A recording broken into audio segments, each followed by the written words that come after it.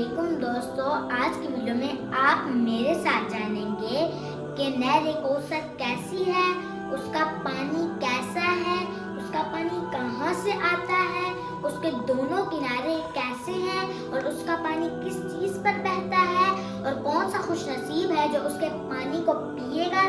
چلیے آئیں ہم اب ٹائم ضائع کرے بغیر ویڈیو شروع کرتے ہیں۔ چلیے آ جائیں۔ مسفرہ، میں آپ سے ایک چھوٹا سا سوال کرتی ہوں، دیکھتے ہیں کہ آپ کو اس کا جواب آتا ہے کہ نہیں۔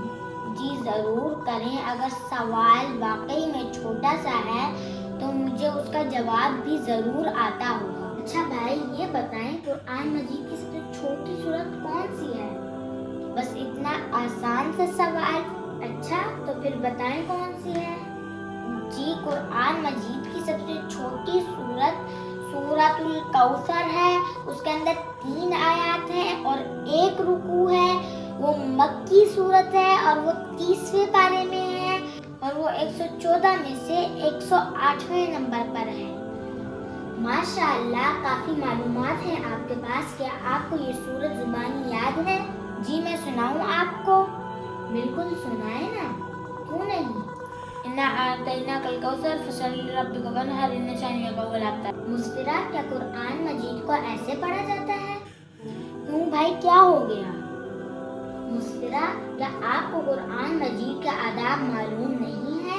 یعنی جب بھی قرآن مجید پڑھا جائے تو تعوذ یعنی اعوذ باللہ من الشیطان الرجیم اور تسمیہ یعنی بسم اللہ الرحمن الرحیم پڑھ کر قرآن مجید پڑھنا چاہیے۔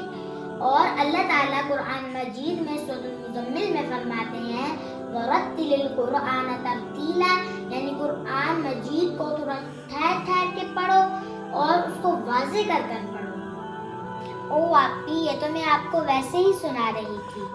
ویسے ہی کا کیا مطلب ہے؟ قرآن مجید کو جب بھی پڑھا جائے تو پورے آداب کے ساتھ پڑھا جائے۔ چلیے شاباش، آپ پھر سے سنائیں۔ اعوذ باللہ من الشیطان الرجیم، بسم اللہ الرحمن الرحیم، انا اعطیناک الکوثر فصل لربک وانحر ان شانئک هو الابتر۔ ماشاءاللہ، آپ تو بہت پیارا پڑھتی ہیں، اسی طرح پڑھا کریں۔ آپ کا سوال ہو گیا، اب میں بھی آپ سے ایک بات پوچھتی ہوں۔ جی بالکل پوچھیں۔ ہماری کلاس میں بھی ایک لڑکی پڑھتی ہے جس کا نام کوثر ہے۔ کیا آپ کو پتا ہے کوثر کا کیا مطلب ہے؟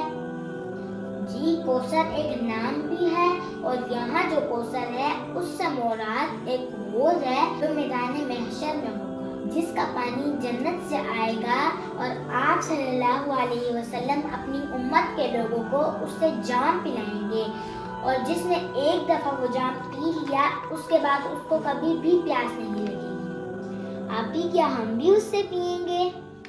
جی انشاءاللہ ہم بھی ضرور پئیں گے، کیونکہ ہم آپ صلی اللہ علیہ وسلم کے امتی ہیں۔